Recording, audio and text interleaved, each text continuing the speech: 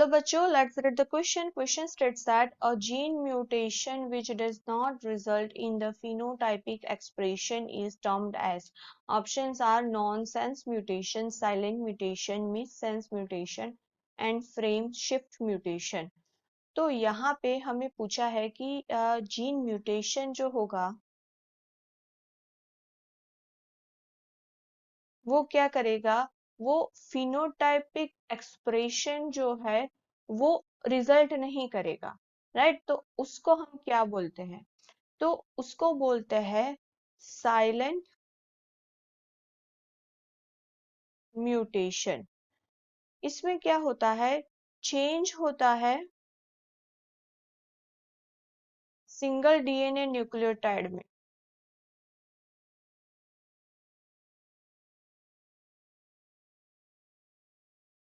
Right. यानी कि जो प्रोटीन होता है, प्रोटीन कोडिंग पोर्शन,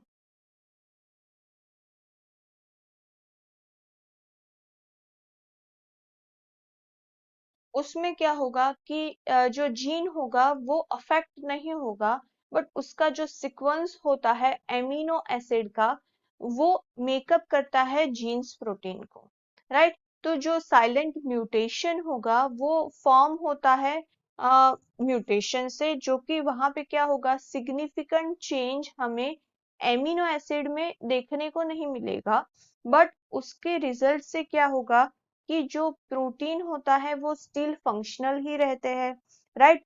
क्यों, बिकॉज उसका जो चेंज होता है वो इवोल्यूशनरी न्यूट्रल की वजह से होगा, राइट। तो यहाँ पे जो साइलेंट म्यूटेशन अगर होगा तो क्या होगा कि जीन म्यूटेशन के अंदर हमें फिनोटाइपिक एक्सप्रेशन देखने को नहीं मिलेगी, वो माइनर ही रहते हैं उसके अंदर म्यूटेशन। दैट्स वाई, तो हमारा करेक्ट आंसर आएगा बी, साइलेंट म्यूटेशन, राइट। अगर हम नॉन सेंस म्यूटेशंस की बात करें तो नॉन सेंस म्यूटेशन जो होता है वो क्या होता है कि जेनेटिक म्यूटेशन जिसके अंदर डीएनए सीक्वेंस जो होगा वो रिजल्ट करता है शॉर्टर और अनफिनिश प्रोटीन प्रोडक्ट, राइट। तो यहाँ पे जो डीएनए चेन होगा वो बहुत सारे स्मॉलर मोलिक्यूल्स की पूरी चेन बनाएगा जिसको हम न्यूक्लियोटाइड बोलते हैं। तो ये जो है वो फिनोटाइपिकली एक्सप्रेस करेगा, तो ये रॉन्ग आएगा।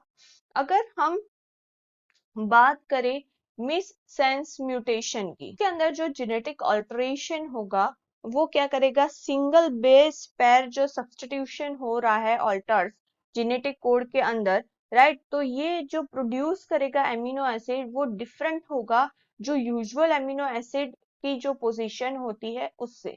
तो ये अभी हमें फिनोटाइपिकली एक्सप्रेस करेगा, तो ये रॉन्ग आएगा।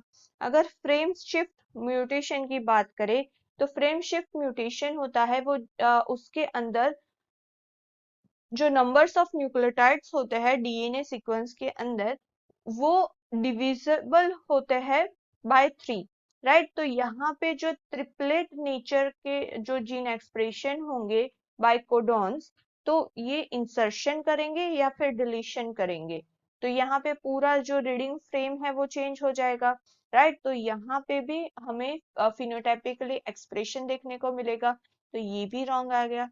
तो हमारा करेक्ट ऑप्शन है B. Hope you understood it. All the best, thank you.